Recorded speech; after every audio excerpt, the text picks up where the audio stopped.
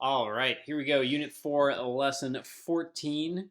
Today we're going to start talking about three variable systems of equations. So you'll recall that one of the big points I've been hitting conceptually in this unit is that you need as many independent pieces of information, in this case equations, as you have variables in order to be guaranteed that you can solve the system. So the next logical step here, we've done two variable systems, two equations. And now today we're going to be working on the first real Algebra 2 topic here, solving three variable systems of equations using the substitution and elimination techniques that we've practiced. But first, just sort of like, it's kind of wild, but we do have this is like the last number of dimensions that we can sort of picture in our mind. After this, 4, 5, 6 variables, you can still solve for them, but our minds can't really generate images for them because we only are used to 3 dimensions. So in the systems we've been doing before, so in the two variable systems, right, graphically, the way we would think about what was happening is we would draw two lines. And the intersection point of those lines, the x comma y pair, right, the x comma y pair where those two lines cross would represent the solution to that system of equations.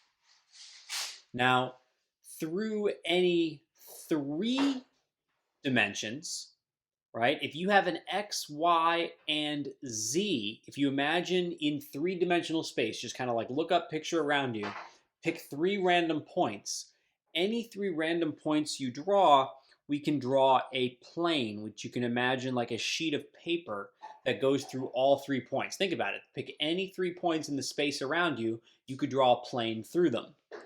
And so we have here, I can't remember exactly which one's which, but we have 3 planes that have been drawn in the x comma y comma z plane. So notice you have here, you have y up in the air, you have x left and right, and you have z kind of coming out of the page there.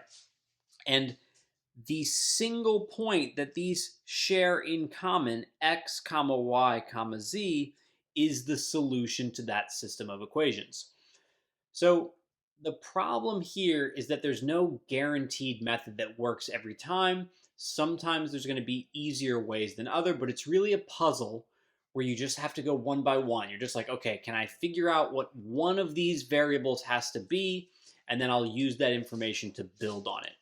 And so the easiest case would be given a problem like we're given below. And this is, I generated this graph using a computer program. This is the same graph as this equation. And this is like you're given a freebie. Like you're given, okay, look at equation C. Negative 4z equals negative 4. Aha, I know one piece of information. I know z is equal to 1. And so then I could take that information and I could say, okay, then equation B now says y plus 2 times 1 equals negative 1, right? Just plugging in an equation B. And so that would tell me y plus 2 equals negative 1. Now I would know y equals negative 3. So now we know 2 pieces of information. All we would have to do next is plug both of those into equation A. X plus 2y, so 2 times negative 3, minus z, which is minus 1, equals negative 5. And just a little bit of computation later, and we'd have x minus 6 minus 1 equals negative 5.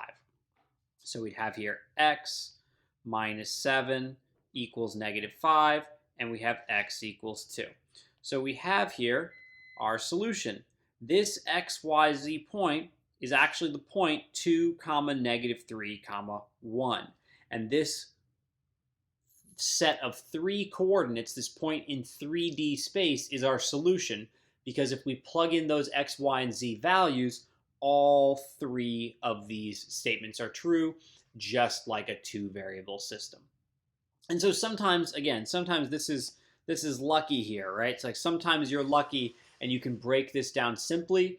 I'm going to just do one example today because I know this is going to be tricky working through these on Delta Math, and I expect there to be a lot of questions. I'm going to work through one example that has the most common way that you might have to solve one of these. This actually more or less, whenever you have a complicated one, and this comes straight from Delta Math, this method will work every time that you have three equations and all three equations have all three variables. And here's the idea. If there are no shortcuts like in the first problem, your goal is to create an easier problem.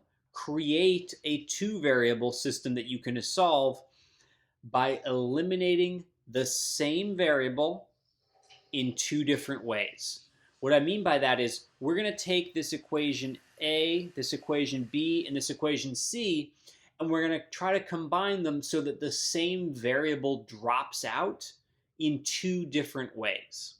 And so I'll show you what I mean here. Let's think if we had, what would happen if we had equation A plus B? And I'll kind of walk you through my strategy here. What I see when I notice this, okay, the x's don't line up. Ooh, the y's are all either 2 or -2. Come back to that. The z's don't line up. But my strategy here is I'm going to look for two different ways to eliminate the variable y. So first, if I add equations A and equation B, so right, you're just adding the left-hand sides, adding the right-hand sides. 6x plus 8x is 14x. -2y plus 2y goes away. -7z plus 3z is -4z. And finally, 8 plus 0 is 8. Well, now, when we add equations B and C, and this is kind of the master plan here, now the y will drop out again. 8x plus 9x, 17x. 2y plus -2y cancels. 3z plus z, there it is, 4z. Finally, 0 plus -8 is -8.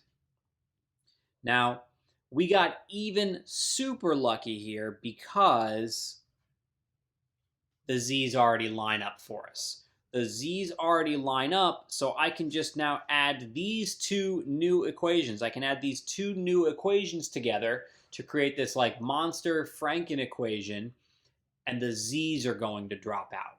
So if I add these 14x plus, sorry, that should say 17x, 14x plus 17x, that's 31x. 31x, -4z plus 4z is canceled, and 8 plus -8 is 0. So 31 times some number is 0. Okay, x is 0. This is going to be, the way these problems should feel is like, it's really difficult, it's really difficult, it's really difficult. Oh, the rest of this is really easy. From this point on, now you're on easy street. You can take this x equals 0, and it's like unraveling, like pulling at the thread of a sweater. It's all going to just fall apart here, because you can take this and you can plug it in to any of the equations that you've made. So if I plug it in to a plus b, I'll have 14 times 0, which is of course 0, minus 4z equals 8. I'll have -4z equals 8. So dividing both sides by -4, I'll have z is equal to -2. So see, like I said, these are all going to fall apart here. Now, all that's left is to find y. You can pick any three of these equations to plug into. I'm going to plug back into equation B. I'm going to plug x equals 0 and x equals -2 in. So we're going to have equation B says 8 times x, which is now 0, plus 2y, y we still don't know, plus 3 times z is -2 equals 0. So we're going to have 2y minus 6 equals 0. Y must be 3 because 2y has to be 6 and y has to be 3. So there you go. If you wanted to check it, you could plug in 0 for the x variable, 3 for the y, -2 for the z. It would work for all three equations. That's going to be it for today. The only other thing I want you to watch out for, we got a little bit lucky here because of, this is another lucky star, right? This is lucky. You might have a harder problem if, for example, that said 2z. and like you had to multiply by 2. So there might be one more step of multiplication to do here. Like I said, all of these problems are different. The main thing you want to remember is the trick that is new, and might not have like been able to come up with without having seen it before, is that you need to eliminate the same variable in 2 different ways. If you've done that, you have a 2-variable system, which you now know how to solve.